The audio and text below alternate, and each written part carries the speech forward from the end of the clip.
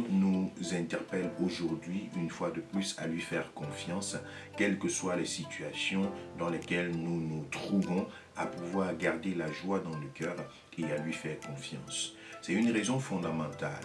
Faire confiance au Seigneur malgré les situations, malgré les circonstances. Faire confiance au Seigneur. Et Jésus n'a pas manqué de prendre des illustrations très simples et très pratiques pour nous montrer qu'en réalité, c'est de lui que nous vient la source de notre force. J'aime véritablement ce que le Seigneur fait parce qu'il s'intéresse à nous. Le Seigneur s'intéresse à toi. Il sait que ta vie compte, ta vie a du sens, ta vie a une place principale pour lui. Dans l'adoration tout à l'heure, c'était quelque chose d'assez fort dans mon esprit de voir que l'amour de Dieu se révèle en notre faveur de façon inconditionnelle, sans que tu ne sois appelé à payer quoi que ce soit pour l'obtenir. Je me souviens d'un de mes frères en Christ qui était, n'est-ce pas, capté par cette pensée-là de voir qu'il n'a pas besoin de faire quoi que ce soit pour être aimé par Dieu. Il n'a pas besoin de donner un effort particulier pour pouvoir mériter l'amour de Dieu parce que cet amour ne se mérite pas. Ce n'est pas à travers tes sacrifices que Dieu va t'aimer. Ce n'est pas à travers un quelconque pèlerinage, une quelconque flagellation, une quelconque punition. Ce n'est pas à travers des jours de jeûne et de prières et autre chose que Dieu va t'aimer. Toutes ces choses peuvent être bonnes l'une comme l'autre, mais cela ne consiste pas à, n'est-ce pas, manifester l'amour de Dieu en notre faveur. Parce que Dieu nous aime, pas pour ce que nous faisons, mais juste pour ce que nous sommes. Et vous savez ce que nous sommes? Nous sommes une créature merveilleuse. Et ce sera un sujet sur lequel nous allons nous étaler pendant le mois de février. Je suis une créature merveilleuse. De pouvoir découvrir ce que Christ a déposé en toi jour après jour et de pouvoir, n'est-ce pas, éclore vraiment, de pouvoir prendre ton ampleur, de pouvoir prendre ton éclat, c'est le mot que je cherchais, prendre ton éclat avec le Seigneur sous, n'est-ce pas, le faisceau, le fuseau de sa lumière dans ta vie. Le Seigneur s'occupe de chacun d'entre nous. Tu es valeureux, tu es valeureuse devant le Seigneur. C'est pourquoi il nous demande, nous en avons parlé la semaine dernière, de faire connaître nos fardeaux, nos besoins à lui, par des prières, par des supplications et par des actions de grâce, et lui-même il prend soin de nous. Donc nous avons une adresse vers laquelle nous devons partir. Nous avons une référence vers laquelle nous nous dirigeons à chaque fois que nous ressentons que nous en avons le besoin. C'est extraordinaire, c'est une aide extraordinaire de savoir que nous avons une référence, de savoir que nous avons un lieu de refuge, de savoir que nous savons où est-ce que nous pouvons nous orienter lorsque le besoin se trouve.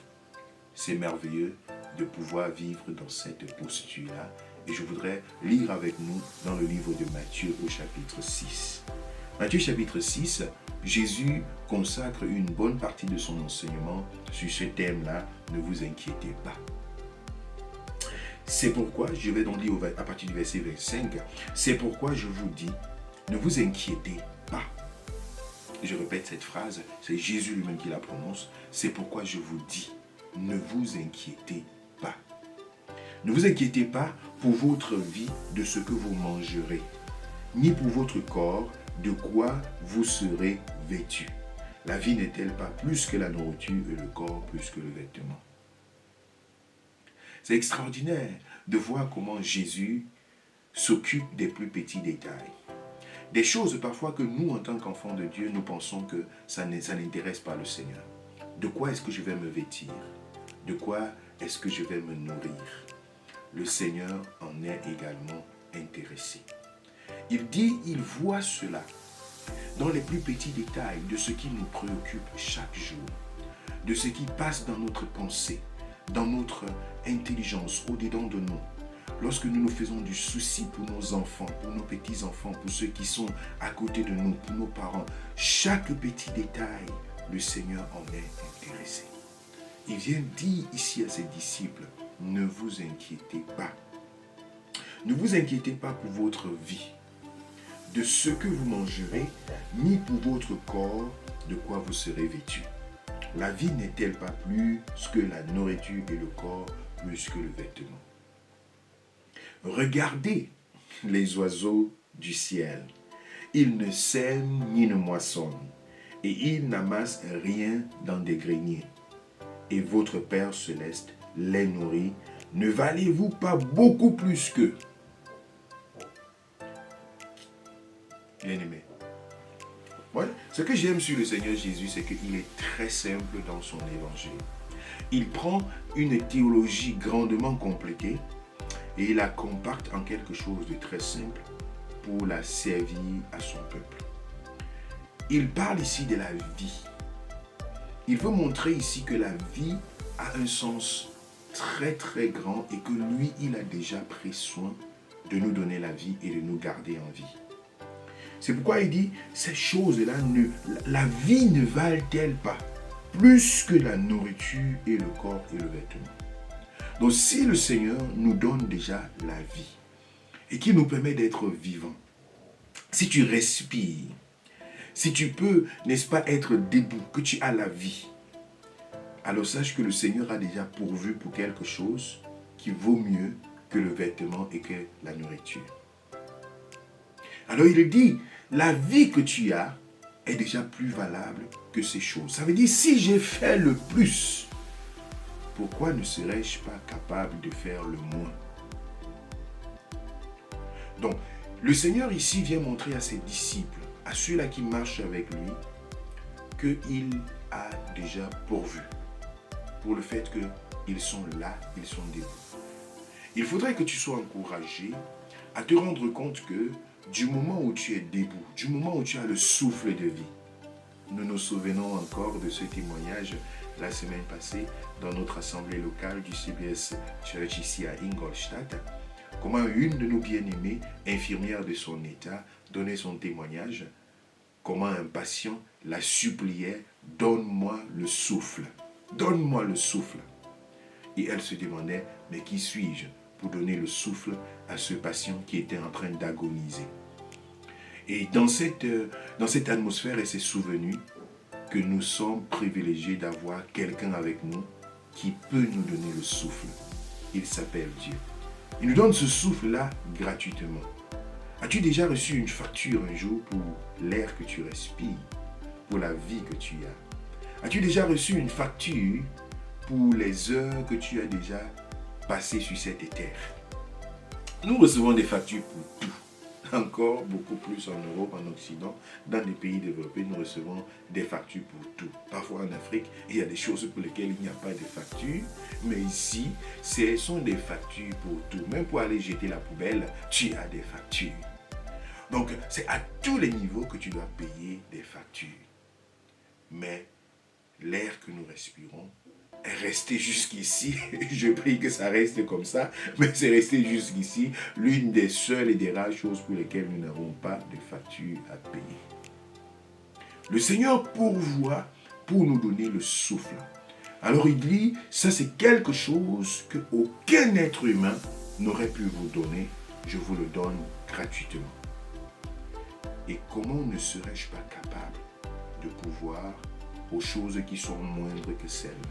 C'est une interpellation bien-aimée que Jésus-Christ donne à ses disciples, à pouvoir lui faire confiance, car lui, il est au contrôle et il prend soin de son peuple.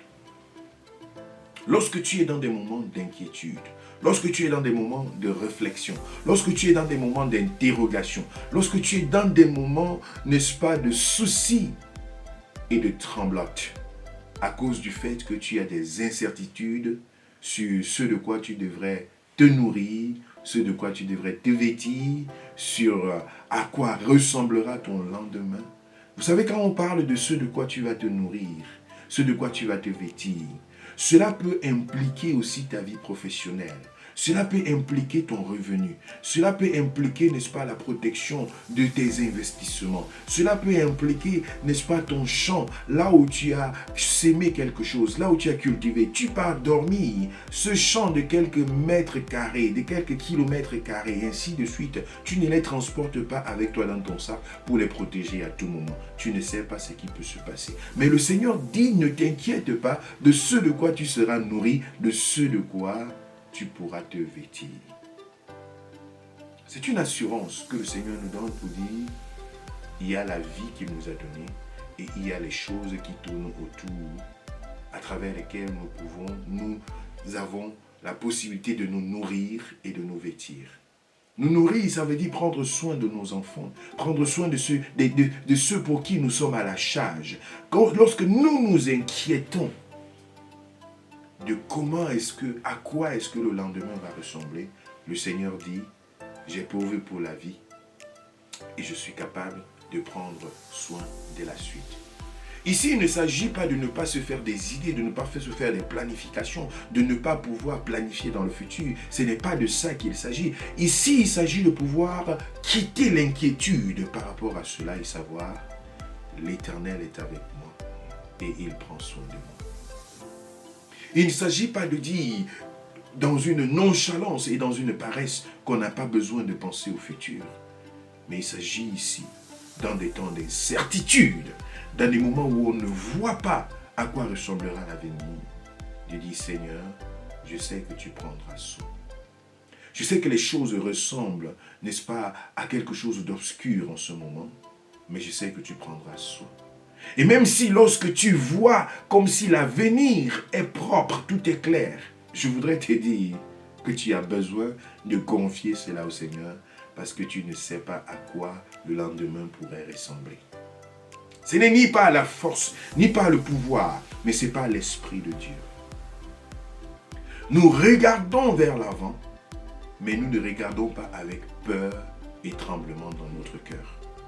Nous savons que nous avons un Dieu qui sait prendre soin de nous et qui le fera en temps convenable, qui se manifestera en notre faveur en temps convenable. Et Jésus ajoute au verset 27 de ce chapitre 6 du livre de Matthieu, « Qui de vous, par ses inquiétudes, peut ajouter une coudée à la durée de sa vie ?» Une seule coudée à la durée de sa vie. Qui peut le faire? Parfois, nous avons l'impression que c'est en nous meurtrissant dans les soucis, dans les inquiétudes, dans des réflexions, que nous pouvons changer quelque chose à des circonstances qui sont devant nous. Non. Nous pouvons réfléchir, nous pouvons nous faire des idées, mais nous ne devons pas nous soucier et nous inquiéter. C'est deux choses différentes. Lorsque tu es devant une situation, tu peux aller en prière, tu peux aller méditer, tu peux aller chercher la face de Dieu. En ce moment-là, tu es en train de construire, tu es en train de t'attendre à Dieu. Mais si face à certaines situations, tu entres plutôt dans l'inquiétude qui va ouvrir la porte à l'anxiété et plus tard à la dépression, cela n'ajoute aucune coudée à ta vie. Au contraire, ça diminue plutôt la durée de ta vie sur cette terre. C'est une vérité qui est triste à dire, mais qui devrait se dire ici. Jésus dit, qui de vous, par ses inquiétudes, peut ajouter une coudée à la durée de sa vie?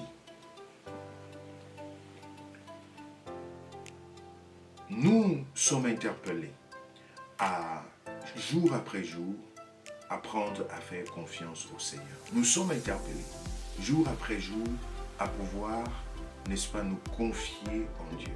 Nous sommes interpellés jour après jour à pouvoir nous réfugier dans le Seigneur.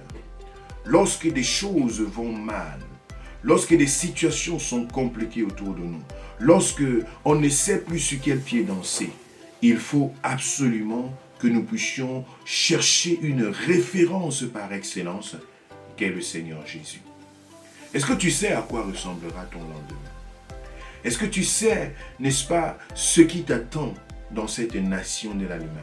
Est-ce que tu sais ce qui t'attend dans le continent dans lequel tu es? Est-ce que tu sais ce qui vient devant toi dans les jours à venir? Est-ce que tu sais les situations qui sont devant toi, tu ne les sais pas, tu ne les connais pas. Et si tu as une idée de ces situations, et que ce sont des choses qui sont apeurantes, des choses qui sont remplies de fureur, parce qu'on t'a annoncé telle et telle chose, le Seigneur te dit une chose. Si tu entres dans les inquiétudes, tu ne changeras pas une seule coudée à la durée de ta vie. Tu ne changeras pas une seule coudée à la qualité de ta vie, du moins pas positivement. Tu ne la prolongeras pas. Mais si tes inquiétudes ont une action sur la durée de ta vie, c'est certainement de la raccourcir. Et ce n'est pas ça le désir du Seigneur. Jésus veut tellement faire ancrer cette pensée dans la vie de ses disciples qu'il ne s'arrête pas là. Il continue à prendre davantage des illustrations pour dire et marteler qu'on n'a pas besoin de s'inquiéter. Il dit au verset 28, « Et pourquoi vous inquiétez au sujet du vêtement? Considérez comment croissent les lys des champs. » Là, il s'agit des fleurs, une catégorie de fleurs. Considérez comment croissent les lys des champs. Ils ne travaillent ni ne filent. Cependant, je vous dis que Salomon même, dans toute sa gloire, n'a pas été vêtu comme l'un d'eux. Si Dieu revêt ainsi l'herbe des champs, qui existe aujourd'hui et qui demain sera jetée au four, ne vous vêtira-t-il pas à plus forte raison, gens de peu de foi? Je voudrais ici que ce verset biblique soit clair dans l'esprit et dans la pensée de beaucoup de personnes. Parce que certaines personnes ont interprété cela comme étant un encouragement à la paresse, à se dire, les lys des champs ne travaillent pas, ils ne font rien et on s'occupe d'eux. Alors, nous n'avons pas besoin de travailler, Dieu pourvoira, il fera tout le devant. Et des gens se cachent à la maison et n'ont rien à faire en se disant que Dieu va prendre soin de tout. Non, ce n'est pas de cette doctrine-là qu'il est question. C'est d'ailleurs une doctrine à repousser, qui est d'ailleurs une façon de mal comprendre les Saintes Écritures. Parce que ici, au verset 30, il dit, « Si Dieu revêt ainsi l'herbe des champs qui existe aujourd'hui et qui demain sera jetée au four, ne vous vêtira-t-il pas à plus forte raison? » À plus forte raison, c'est-à-dire, vous qui faites quelque chose que les lys des champs ne font pas.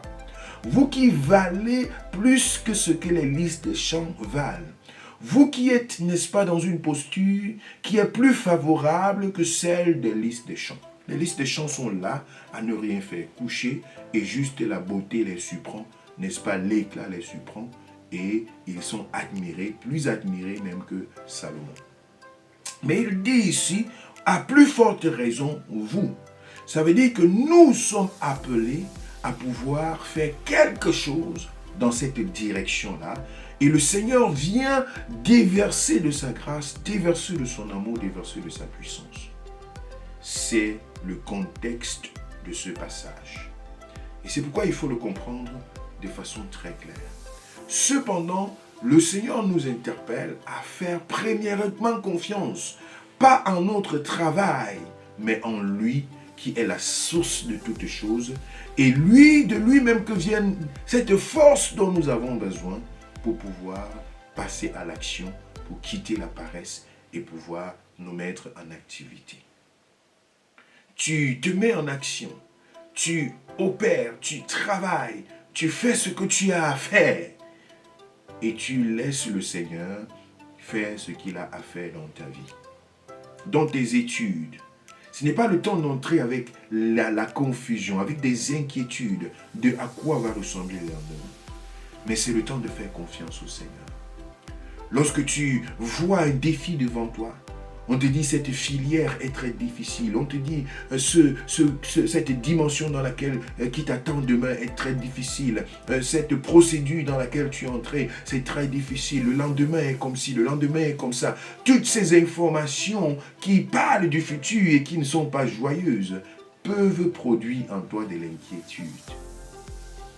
Mais le Seigneur te dit, les lys des champs Même dans leur inactivité, le Seigneur prend soin d'eux. Le Seigneur les réveille. Le Seigneur pourvoit pour eux. À plus forte raison, toi, qui y va avec la détermination, avec l'esprit travailleur, avec la volonté de sortir de ce qui n'est pas de Dieu et de passer à autre chose. À plus forte raison, toi, le Seigneur ne manifestera-t-il pas sa grâce en ta faveur?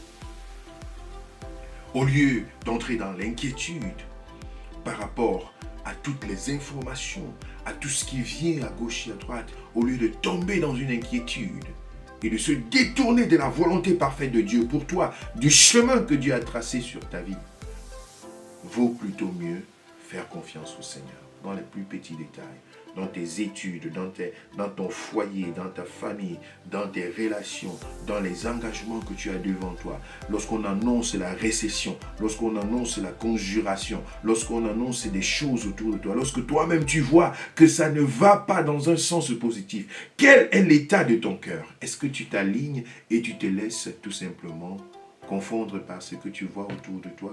Ou alors tu comptes sur la grâce du Seigneur qui est capable de se manifester en ta faveur. Même les listes des chants qui sont là à ne rien faire, ils sont revêtus. Le Seigneur en prend soin. À plus forte raison, toi. Jésus ne s'arrête pas là. Je crois que c'est tout un moment où il veut se rassurer que les disciples puissent recevoir au maximum cette parole et que cela puisse, n'est-ce pas, revenir dans leur pensée chaque fois qu'ils en auront besoin. Verset 31. Ne vous inquiétez donc point et ne dites pas, que mangerons-nous, que boirons-nous, de quoi serons-nous vêtus? Car toutes ces choses, ce sont les païens qui les recherchent. Votre Père Céleste sait que vous en avez besoin. Les païens sont à la course de ces choses. Ils sont en train de courir derrière ces choses. Mais votre Père Céleste sait que vous en avez besoin. Ça veut dire que ce sont ces choses-là qui courent vers vous. Parce que votre Père sait que vous avez besoin de ces choses. Pendant que d'autres personnes courent vers ces choses, il dit à ses disciples, vous, en ce qui vous concerne, c'est déjà enregistré quelque part que vous en avez besoin. Quand un enfant sait que son père sait ce de quoi il a besoin, l'enfant est tranquille. Je le remarque avec mes enfants lorsqu'ils reviennent de l'école et il manque peut-être un bic, un cahier, une règle ou bien quelque chose. Ils sont d'ailleurs tout agités, la maîtresse va se fâcher et tout le reste. Mais dès qu'ils ont déposé ce besoin-là entre les mains de leurs parents, papa, on a besoin d'un cahier, maman, il y a un bic et tout le reste, directement, l'enfant sait que ce sera fait. Parce que c'est un besoin qui est là et qui est celui de l'enfant. Jésus dit, votre Père sait que vous en avez besoin. Lorsque tu sais que ton Père sait que tu en as besoin, tu trouves la tranquillité, tu trouves le repos et tu peux tout simplement avoir l'esprit tranquille. Il faut que tu saches, bien-aimé, que ton Père sait ce dont tu as besoin. Que tu saches que tu es devant celui-là qui connaît tes besoins. Il dit en toutes choses, faites connaître vos besoins à Dieu par des prières, des supplications et des actions de grâce. Faites connaître vos besoins à Dieu. Et lorsque tu as présenté cela à Dieu, ce qui te reste à faire, c'est de garder de l'assurance dans ton cœur. C'est de garder de la joie dans ton cœur.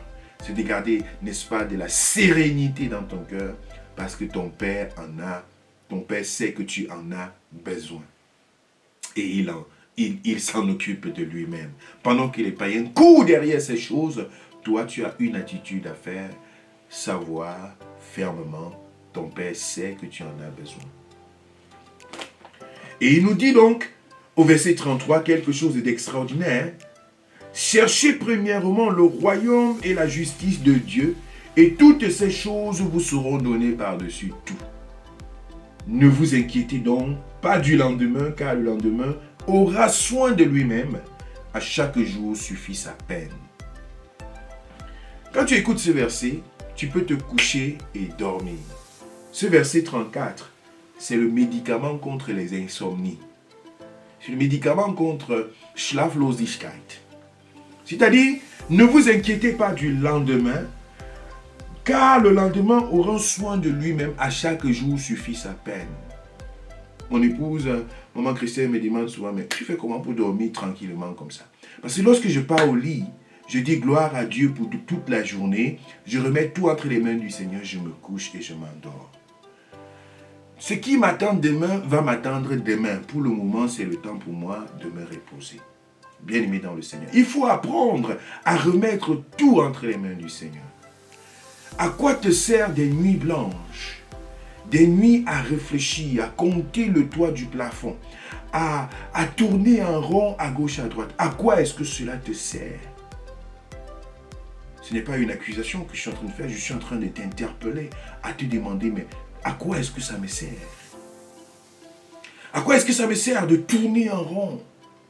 Je devrais tout simplement prendre ce médicament qui est dans ce verset 34. Ne vous inquiétez donc pas du lendemain, car le lendemain prend soin de lui-même. À chaque jour suffit sa peine.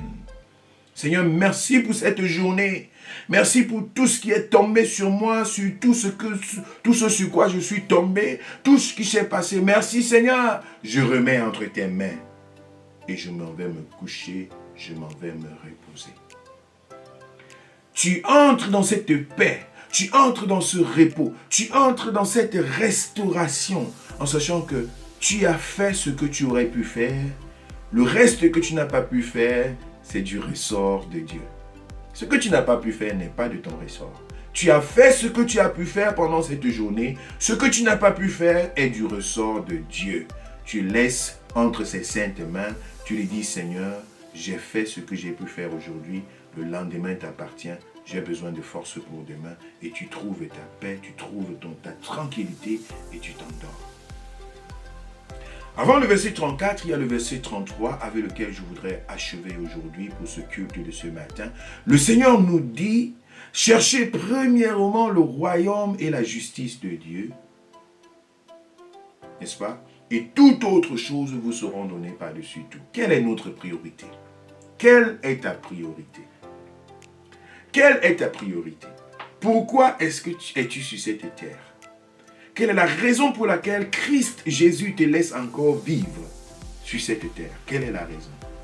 Quand Dieu te regarde, à quoi est-ce que tu lui sers? Quand Dieu incline ses regards vers toi, quelle est la raison pour laquelle tu es encore sur la terre? Est-ce que c'est pour toi? Est-ce que c'est pour tes batailles? C'est pour tes situations à toi et tout le reste? Tout c'est toi? À quoi sers-tu entre les mains de Dieu? Dieu est très utile dans ta vie. En quoi es-tu utile dans le royaume de Dieu? C'est une question que nous devons nous poser tout au long de cette année. Parce que généralement, à la fin de l'année, nous faisons des bilans et nous disons qu'est-ce que Dieu a fait dans ma vie. Mais il est temps que nous puissions nous asseoir pour nous demander qu'avons-nous fait dans le royaume de Dieu? Qu'avons-nous fait pour Dieu? En quoi avons-nous été utiles pour Dieu? Il dit chercher premièrement le royaume et la justice de Dieu. Mais il ne s'arrête pas. Et il dit, et toutes autres choses vous seront données par-dessus tout. Donc en réalité, le Seigneur a des bonus pour nous. Le Seigneur sait nous récompenser. Le Seigneur sait ouvrir des portes incroyables pour nos vies. Nous avons le témoignage du pasteur Cédric et de son épouse. Le Seigneur sait agir puissamment de façon incroyable, inattendue, en notre faveur, lorsque un cœur est consacré à lui, déterminé à dire, Seigneur, je m'engage. Je veux m'investir pour ton royaume. Je veux m'investir entre tes saintes mains. Je veux être cet instrument-là dont tu te sers pour le salut des âmes. Je veux qu'une personne soit sauvée dans mon entourage à cause de moi. Que par ma vie, quelqu'un entende parler de Jésus. Que la justice soit rétablie sur cette terre à cause de ma vie. Que par mon témoignage, que par ma présence quelque part, que le nom du Seigneur soit sanctifié. Que le règne de Jésus-Christ vienne. Il dit chercher premièrement le royaume et la justice de Dieu. Ça voudrait être le battement de mon cœur tel que c'est le battement du cœur de Dieu. C'est l'engagement que j'ai pris. Et je voudrais te demander, peux-tu prendre cet engagement-là? À chercher premièrement le royaume et la justice de Dieu. En cette année qui est devant toi, quelle est la priorité de ta vie? Pourquoi veux-tu vivre? Qu'est-ce qui te préoccupe le plus? Quelles sont les pensées qui sont les plus présentes dans ton esprit? De quoi es-tu préoccupé? Si ton cœur est préoccupé par le salut des âmes, préoccupé par l'amour de Dieu, préoccupé par le bien-être des autres, préoccupé par l'évangile, préoccupé par la bâtisse du royaume de Dieu, c'est à ça que le Seigneur nous appelle. Il n'y aura pas le temps pour les inquiétudes. Il n'y aura pas le temps pour s'exposer à tout ce que l'ennemi essaye de mettre autour de nous. C'est ma prière pour toi, bien-aimé dans le Seigneur. C'est ma prière pour ton cœur. C'est ma prière pour ton âme. Afin que tu sois tourné complètement vers le Seigneur. Que tu, n'est-ce pas, reçoives la force nécessaire pour tourner le dos aux inquiétudes et faire pleinement confiance au Seigneur. Que Dieu te bénisse dans cet élan. Que Dieu te fortifie. Peu importe ce que tu traverses aujourd'hui ou que tu traverseras demain. Peu importe les circonstances. Peu importe les défis qui sont devant toi. Peu importe les manquements. De quoi te vêtir, de quoi te nourrir. Peu importe ce qui est devant toi. Je voudrais t'encourager par l'amour de Dieu à ne pas te laisser entraîner dans les inquiétudes. Mais chaque jour à cultiver une confiance envers le Seigneur. Chaque jour à savoir que ton Père sait de quoi tu as besoin. Et de pouvoir bénéficier de chaque seconde de ta vie. Chaque seconde est importante. Chaque seconde que tu passes sur cette terre est importante. Et le Seigneur veut que tu en bénéficies au maximum. Les aiguilles de la montre ne rentreront pas en arrière. C'est chaque seconde qui passe qui est passée et qui ne reviendra pas. Il faut que tu puisses maximiser n'est-ce pas, la réjouissance dans la vie que Dieu te donne sur cette terre. Que tu puisses te réjouir au maximum. Que tu puisses vivre la paix, l'amour, la joie. Que tu sois une personne joyeuse. Que tu sois une personne, n'est-ce pas, luisante de la présence de Dieu. Que Satan soit dans la confusion. Qu'il voie que le vêtement de l'amertume, n'est-ce pas, de l'inquiétude a quitté ta vie. Et que tu marches dans la paix, dans la joie et dans l'amour. Chaque fois qu'il essaye de frapper à ta porte avec l'amertume, constate cela et rappelle-toi qu'il y a un Dieu vers qui tu peux faire connaître chacun de tes besoins et dire à chaque jour suffit sa peine. Que Dieu te bénisse dans le nom de Jésus. Amen.